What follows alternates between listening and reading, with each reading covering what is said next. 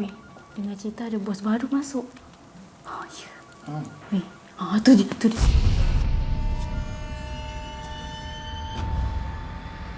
Hei, korang semua ni buat kerja macam mana? Pakai otak ke pakai lutut?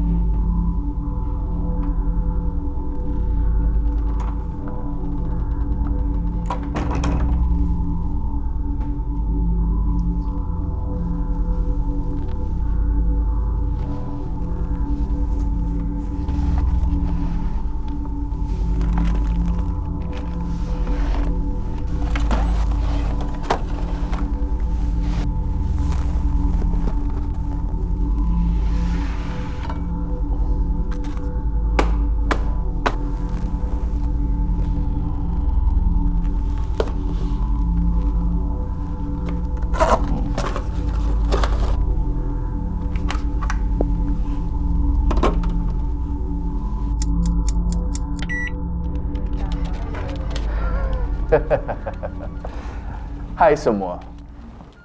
Muka nampak lapar ya? Tak apa, jangan risau. Hari ni saya belanja you all makan lunch. Okay?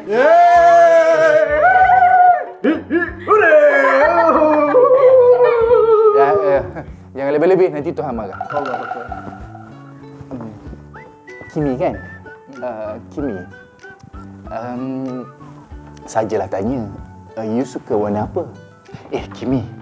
Rumah you kat mana? Bila you nak jemput I datang rumah you? Maybe kita boleh main PS5 ke Call of Duty.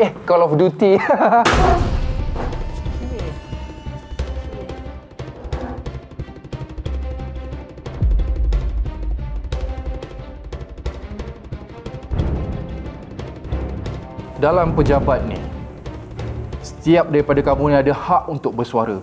Dan setiap pendapat kamu semua ni akan diberi nilai yang sama. Okey? Tak ada orang lebih, tak ada orang kurang. Semua sama. Bos, saya ada soalan, bos. Saya nak tanya tentang satu kes lama ni.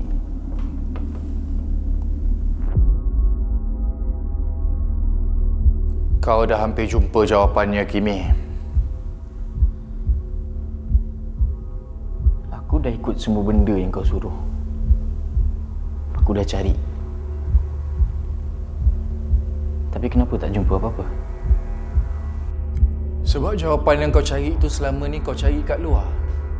Sedangkan jawapannya ada dalam diri kau sendiri.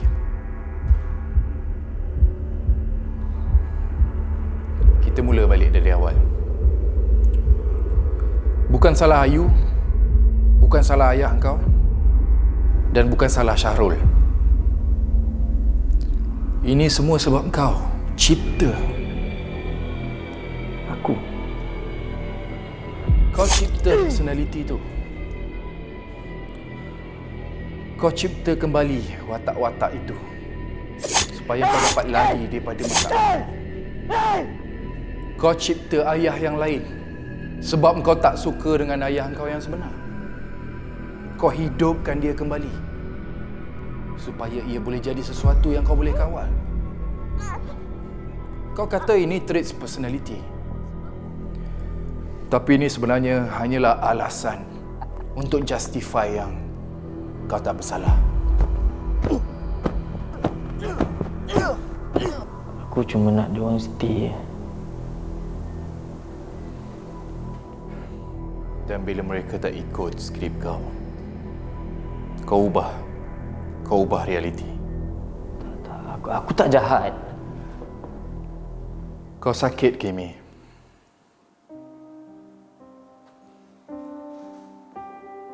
Aku bukan pengemis. Aku saksi utama dan sejak hari itu, aku sukarela jadi doktor kau. CD itu bukan magic, Kimi. Itu hanyalah alat terapi kau. Yang kau label macam-macam, tapi traits kau satu je. controlling.